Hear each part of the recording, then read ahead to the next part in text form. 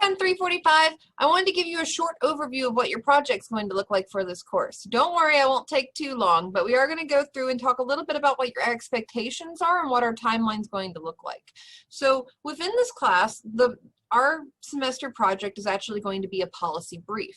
So a policy brief is being able to condense a lot of information about some sort of policy that you're interested in. Now this can be pretty much anything that you're interested in. Let's see, just quickly going through, it can be the Children's Internet Protection Act, it can be the law that creates so the minimum or legal drinking age is 21 or else the state loses federal funding for their road systems. It can be the Fair Housing Act. Essentially just go through and look at a lot of the legal implications or legal things that are happening at the national level and decide which one of these really interests you or upsets you or excites you and that you want to know more about and to be able to talk to people about moving forward. Now here, let me go ahead and share my screen with you. So we're going to put this over there.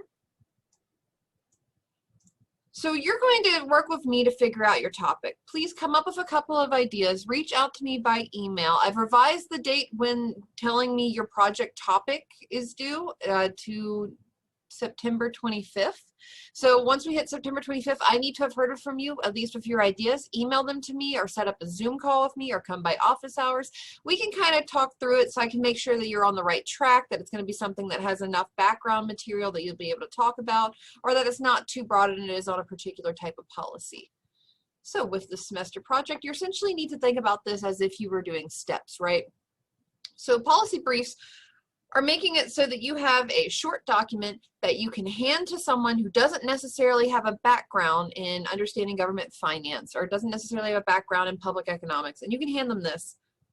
And it's a short summary of kind of the history of this policy, how it was implemented, how they're assessing if it works, how do you necessarily think about it, where it's going, where it could be reformed, in a very short, concise, and approachable written method. So with this, we're going to be practicing our communication skills in both a written form and in the project presentation. I'm going to talk a little bit about that in a bit. So step one is going to be investigating your national policy. You're going to pick your policy, we're going to talk through it, and then I'll approve it. You're going to spend time looking at everything about this. When did it start? Why did it start? Why did people even want this policy to begin with? Was it trying to correct an externality? Was it something that people just lobbied for? What were really the goals of this policy? How was it implemented? How was it assessed? And you're going to become the expert on the national policy that you choose.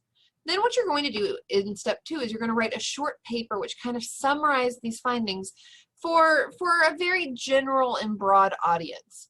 So anyone who has, you know, a basic understanding of math and writing and reading should be able to get the gist of what this policy is from the brief that you're handing them. So it's going to require you to speak about a lot of economic language and economic theories in layman's terms. So in ways that people can really understand without getting very deep into using extremely specific terminology, but we'll talk more about that. Step three, once you have this short paper, it gets approved, we have a draft, you've sent it to me, you're going to present your summary to an audience. So this is actually going to be the other people in this class. After Thanksgiving, we move completely online. If we don't before then. So we move completely online. The 2 weeks after that, week 14 and week 15, are going to be student presentations. You're going to take turns where you will either be the presenter, you will be an audience member, you'll be someone who needs to ask questions. So it might be your turn that you need to present a question or two to the presenter. Or you might be one of the presentations, because for two of the presentations, you're going to have to write kind of a summary and response. So you're going to watch their presentation and give them advice. Think about what they did, say what's interesting, say what wasn't interesting, what might be improved. So this is a way that people can start to work on their own presentation skills, because presentation skills and the ability to communicate complex economic topics in a way that people can understand is extremely important when you eventually go to the job market. So you're going to present your summaries to the audience. You're going to take questions, and then for 2 other presentations, you're going to write short responses so that they can help learn a bit about themselves. Now, there's different grading that goes along with this. The first 5% is just picking your topic. It's a real easy and free 5%. Just pick the topic, right? Originally, I had that due this week. That seemed just a little too soon because we really need time to get going, and then there was like trying to move into this hybrid situation. Everybody was figuring out what they were doing. So I pushed it back till September 25th. So by September 25th, you need to reach out to me by email with what policy, and it can be a tax policy, it can be an expenditure policy, just something at the national level. You select that, you talk to me, and we kind of talk through it, and if I approve it, then you get your 5 points. That easy. Isn't that great? By about the middle to end of October, you need to kind of have an outline created. So figuring out how exactly you're going to structure it, maybe a few interesting facts that you want to put in. You have to have an idea of where this is going and have a plan. That's another 5 points. In mid-November, you need to get me a rough draft. So it's going to be just a very rough draft in the middle of November. I'm going to give you comments on it so you can try to finalize it before we get to the final draft in case something's unclear or something can be explained differently, or if maybe you're not going in the right track. That's where we're going to identify those issues, is when you hand me the rough draft in mid-November. That's 10%. Now, with that, you also have another 5%, which is selecting your presentation time. You can do those at the same time. It's first come, first serve. All the presentations are going to be on week 14 and 15, so the 2 weeks that are going to be after Thanksgiving. And I'm going to have a set of times that you can choose from. Whoever asks me for a time first is the one who gets it. So make sure to get your preferences to me early, or ask me about times early, so that you don't end up having to present at a time that might be uncomfortable for you with your other tests and other classes. So first come, first serve, select your presentation time. Okay, then when we get to week 14 or 15, post-Thanksgiving, a quarter of your grade is actually going to be the presentation. And this is going to be taking 5 to 7 minutes explaining your concept and this policy to the class, telling them why it's interesting, what the cool parts are, how they're assessing it so far, what do the numbers look like, is it performing the way that we thought it would perform, and then moving forward, kind of thinking about it in our economic theory, what can we prescribe for this, or how can this be changed, or what would we recommend for this policy. So you're going to have this presentation. In the presentation, you will have to respond to a few audience questions, because I will ask people to give questions at each one of the presentations. It'll be regarding your policy to see how you were able to adjust and address information on these questions. All right, then you're going to write responses to 2 other presenters. That'll be 15%. So these will need to be about a page long. It's going to be looking at, I think you did really well on this portion, or this portion, or this portion. Maybe this one could use work. This might be something to consider in the future. Maybe, and it's essentially talking about how did you enjoy their presentation, what they did well, what could use improvement, giving suggestions for improvement, in a way to be able to help others. Okay, then your final draft of the policy brief is due. I'm going to go through with a fine-tooth comb. You're going to get them to me on, what is that, December 13th. Over the next few days, I will be sitting here just covered in grading, trying to figure out and read and look at the details of each of your policy briefs. I'm going to look up your policies online. I'm going to read through them. I'm going to make sure that you're accurately reflecting them, and that's just what we're going to do, okay? Then I will get you back your grades as soon as I possibly can. So this is the outline of grades. If you have any questions about the outline of grades, please let me know. Oops, where's the thing? So let's talk about what the paper looks like, because you really have 2 portions to this. The first part's the paper, and the second part's going to be the presentation. So you get to choose the topic.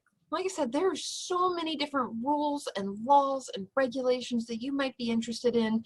Find something that you like, right? If you're interested in healthcare, find a healthcare related policy that you want to look into. If you're really passionate about education, find a good education topic. If you love the wildlife, look at some of the wildlife protections or some of the things that are happening there. If you're really interested in what happens with vaccines, look at the Food and Drug Administration. If you're interested in how goods come from overseas, we can look at a lot of the FTA requirements and things like that. So choose something that you're passionate about. And then really you need to have 3 major components. Now I will send you copies are put up copies of some of the 445 policy briefs. Now, these are not in the same categories. It shows you sort of how I like them structured. They will show you a little bit of the background, but they're all from 445. They are not from 345. The 345 policy briefs are a little different. First off, they're shorter. They're about 4 to 5 pages.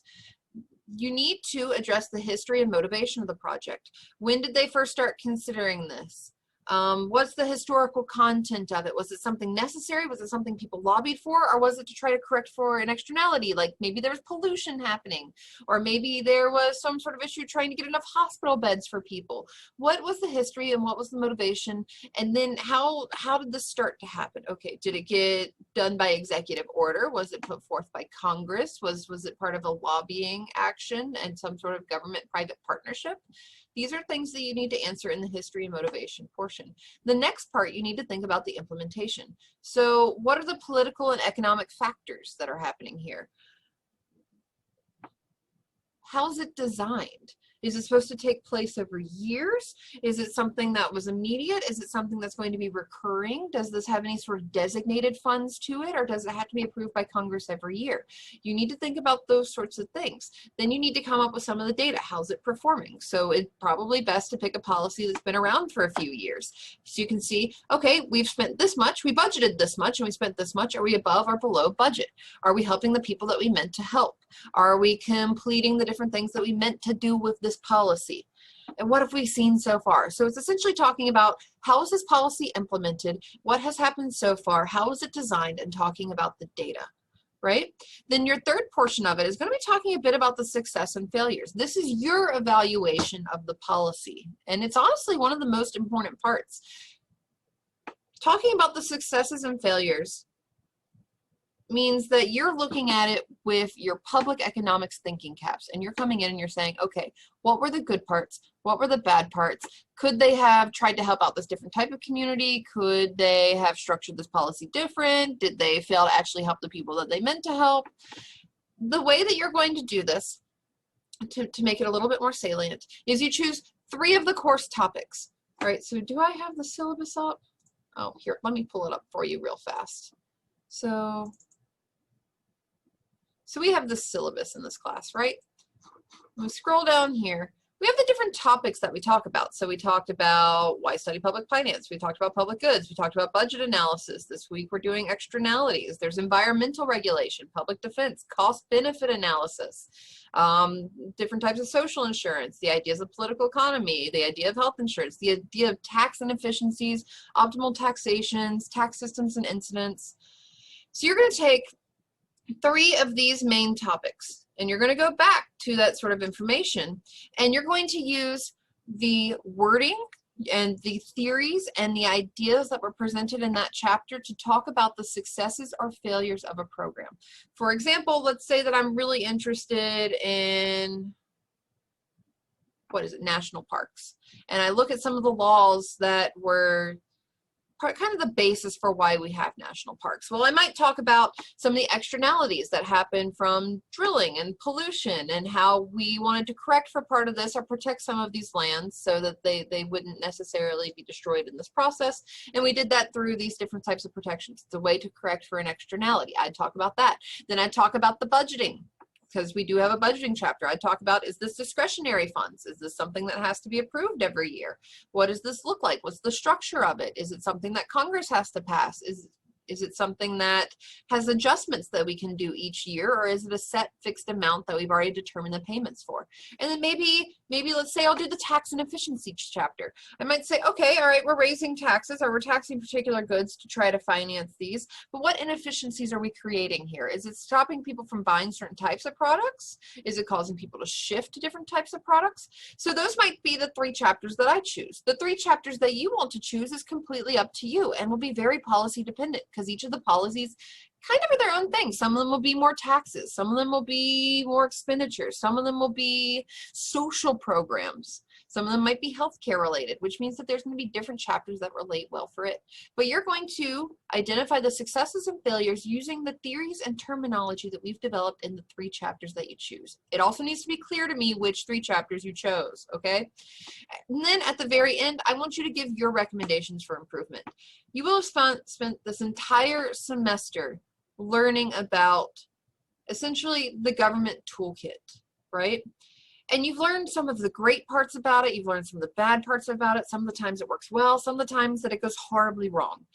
And putting together those different types of pieces from all of these theories that we've built and all this empirical pieces that we've built, I want you to use with your best practice and your best designation where you think that this policy could be improved. All right, so that's the paper. Finally is the presentation. So the presentations you're going to do over Zoom. That means 2 things are required, right?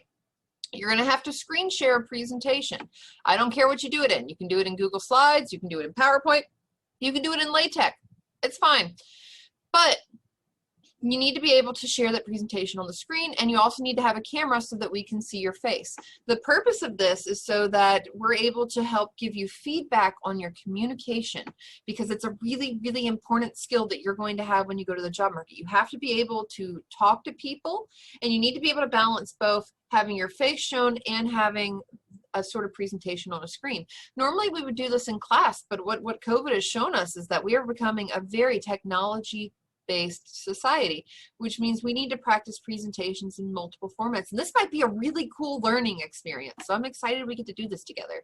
You will have a few audience members that will ask you questions that you will need to respond to with the last minute or 2 of your presentation. What you need to do in this presentation is summarize the major points of your policy brief. So your policy brief is to condense all of this material that you have into a short paper that you can hand someone so that they can become an expert too. Because you're the expert and you want to help give that information to someone else. In a presentation, you don't have to go through every single point of your paper. You need to summarize the major points. What do people need to know? With this, you need to provide bullet points. It's very up to you how you want to structure your bullet points. I would probably send me the presentation ahead of time to be like, hey, is this right? For any suggestions or advice. You will need at least 1 infographic. Infographics are not pictures, right? If you are studying the wetlands and you want to put up a bunch of pictures of the wetlands, that's fine. I'm totally okay with you putting pictures in your presentation if they're reasonable and they make sense. But you need at least 1 infographic. This is going to be something that makes the data saleable, or makes it so that people can understand it. So it might be a pie chart of where the funds come from. It might be a bar chart that looks at the amount of money that's spent over time. It might be information about what types of community members are being most benefited by these projects. It's some sort of infographic that you have designed yourself, not that you've taken from someone else's website, that you have designed yourself, that explains kind of some of the gist or some of the ramifications of this policy. You need to provide me a copy of the slides before the presentation. That's because if your computer fails or you're unable to screen share or something goes wrong, then I can overtake it and I can screen share for you. You have to give me a copy of your slides prior to the presentation. It can be the day before, that's fine, but I need them. All right, with that, that's going to be it. So, oops. If you have any questions, let me know. I'm more than happy to help you. I think this is going to be a really, really interesting project that's going to help you work on some of those skills that are going to be so important for you when you go to get your jobs. So let me know. I'm here for you. Okay, enjoy the rest of your day.